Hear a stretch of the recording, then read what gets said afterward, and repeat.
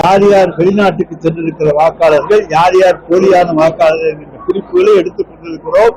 அதை வாக்காளர் பட்டியல் திருத்தம் வருகின்ற பொழுது தேர்தல் ஆணையத்திலே சமர்ப்பிப்போம். அப்பொழுது நிச்சயமாக தமிழ்நாட்டிலே ஒரு போலி வாக்காளரும் இல்லாத அளவுக்கு பார்த்துக் கொள்வதற்கு திமுக முயற்சிக்கும். அதை மீறி வெளி வாக்காளர்களை அங்கே இருக்கக்கூடிய தேர்தல் ஆணையம் ஒரு கூட்டணியில பாரதிய ஜனதாவினுடைய முக்கியமான கூட்டணி முதல் கட்சி தேர்தல் ஆணையம் தான். அதுக்கப்புறம் தான் அதிமுக மற்ற கட்சிகள் எல்லாம். எனவே அவர்களுடைய முதல் கூட்டணி கட்சியான தேர்தல் ஆணையம் அங்கே தவறுகள் செய்தால் உச்ச நீதிமன்றத்துக்கு சென்று அதற்காக போராடக்கூடிய சக்தி திராவிட முன்னேற்ற கழகத்துக்கு உண்டு.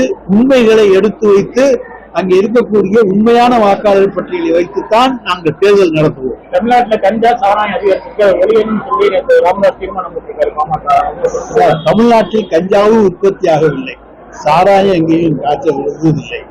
இங்கிருந்தோ வர்றதை தடுக்க வேண்டியது ஒன்றிய அரசு. வெளி மாநிலங்களிலிருந்து வந்துட்டு இருக்கு. அதை மாநிலம் விட்டு மாநிலம் வருவதற்கு தடுக்க ஒன்றிய அரசு தவறி கொண்டிருக்கிறது. அந்த ஒன்றிய அரசை குற்றச்சாட்டு சுமத்துவதற்கு இவர்களுக்கெல்லாம் பயம். ஏன்னா நாளைக்கு இடி வந்துருமோ, ஐடி வந்துருமோ, ரைடு வந்துருமோ, நம்ம வீட்டுல தூக்கிட்டு போயிடுவாங்களோன்னு அதற்காக சொல்லுகிறார்கள் தமிழ்நாட்டிலே நடமாடுகிறது என்று. நாங்கள் சொல்லுகிறோம், இங்கே எங்களை பொறுத்த வரைக்கும் எங்களுடைய கவனத்துக்கு வருகின்ற பொழுது அத்தனையும் தடுத்து நிறுத்தி பறிமுதல் செய்து அவர்கள் மீது வழக்கு பதிந்து அவர்கள் மீது உரிய நடவடிக்கையை மாண்புமிகு தமிழ்நாடு முதலமைச்சருடைய காவல்துறை செய்து கொண்டிருக்கிறார். மணலுக்காக உயர் நீதிமன்றத்தில் இன்னும் 1-2 அனுமதிகள் தர வேண்டி இருக்கிறது. அது விரைவிலே 2-3 நாட்களுக்குள்ள கூட கிடைத்துவிடும்.